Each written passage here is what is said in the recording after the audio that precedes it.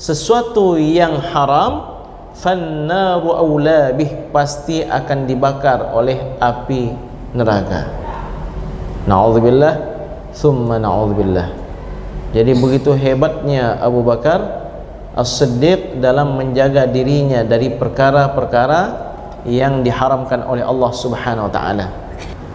Bapak-Ibu sekalian, kita lihat bagaimana akhlak para ulama, akhlak para sahabat Nabi sallallahu alaihi wasallam dalam menghindarkan diri dari perkara yang syubhat. Abu Bakar As-Siddiq radhiyallahu anhu, Abu Bakar ini kan sahabat Nabi yang terbaik atau umat Islam yang terbaik. Umat ini setelah Rasulullah sallallahu alaihi wasallam, yang terbaik itu adalah Abu Bakar As-Siddiq. Sekiranya iman Abu Bakar itu diletakkan di sebuah timbangan, di sebuah neraca, lalu iman seluruh umat manusia diletakkan di neraca berikutnya, akan lebih berat neraca yang berisi iman Abu Bakar As-Siddiq. Bagaimana Abu Bakar As-Siddiq? Abu Bakar As-Siddiq kalau dihidangkan makanan itu selalu bertanya, dari mana? Kita pernah nggak bertanya? Hantu mana yang? Ini dari mana? Kalau ada orang kasih kita makanan, pernah nggak kita tanya dari mana? Tapi kalau kita diundang kenduri, ya, Bapak dan Ibu sekalian, baiknya jangan kita tanya, ya. Ini menimbulkan perkara yang bermasalah pula. Diundang kita kenduri, begitu sampai, assalamualaikum warahmatullahi wabarakatuh. Pak, ini kenduri di mana? Orang kedua pun tanya, ini Bapak kenduri di mana? Ya, orang itu mengatakan, ini dari halal Pak. Bapak jangan banyak tanya. Kalau Bapak banyak tanya, udahlah pulang aja sana. Ini misalnya datang ke rumah kita dihidangkan, ya. Itu bagus kita tanya. Abu Bakar As-Siddiq itu pernah dihidangkan makanan oleh khadim beliau. Biasanya beliau pasti bertanya, kali ini beliau lapar sekali, sehingga begitu pulang ke rumah bertanya kepada khadim beliau, ada makanan enggak? Ada. Ini ada sepotong daging. Lalu Abu Bakar mengatakan, panggang. Lalu dipanggang. Setelah dipanggang, diiris-iris halus supaya dimakan oleh Abu Bakar. Lalu dimakan oleh Abu Bakar, dimakan. Setelah selesai dimakan, sang khadim mengatakan, wahai Amirul Mukminin, kenapa engkau berbeda dengan kebiasaanmu? Apa itu? Biasanya engkau bertanya, dari mana? Ini susu dari mana? Ini makanan dari mana? Kenapa kali ini enggak tanya? Lalu Abu Bakar As-Siddiq mengatakan, saya lapar. Dari mana ini? Saya lapar. Dari mana ini? Baru kemudian Abu Bakar bertanya, dari mana ini? Lalu khadimnya mengatakan, tadi saya melewati sebuah kaum yang kaum itu sedang buat acara pesta. Mereka itu kaum dari jahiliyah. Mereka dari kaum jahiliyah, maksudnya apa? Belum lagi masuk ke dalam Islam. Lalu ketika saya melewati mereka, tiba-tiba mereka memberikan saya sepotong daging ini. Abu Bakar As-Siddiq langsung bangun, masukkan jarinya, jari telunjuk dan jari jempolnya ke dalam mulutnya. Tujuannya apa? Untuk dimuntahkan daging yang sudah dimakan. Jadi Abu Bakar As-Siddiq nggak nunggu-nunggu lagi. Kenapa kamu nggak bilang tadi? Nggak ada itu. Kenapa kamu nggak bilang ini? Cuma ada masuk. Udah masuk nggak apa-apa.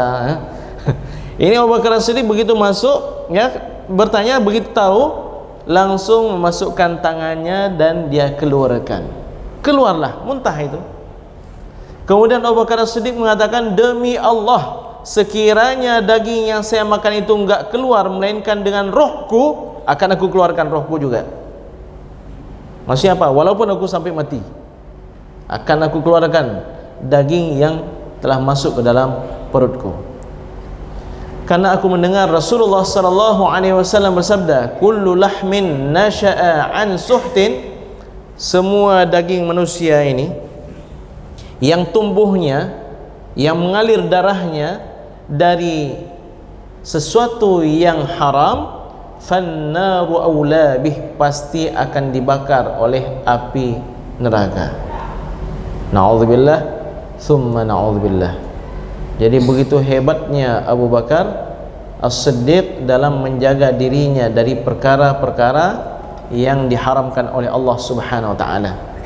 Dalam satu riwayat seperti itu, daging. Tapi riwayat yang lain ada Abu Bakar As-Siddiq itu minum susu. Wahai khadimku, dari mana susu ini? Tadi wahai khalifah, saya pergi ke pasar, ada orang minta, kamu kan dekat dengan Abu Bakar, pasti kamu ada ilmu yang bisa meramal masa depanku.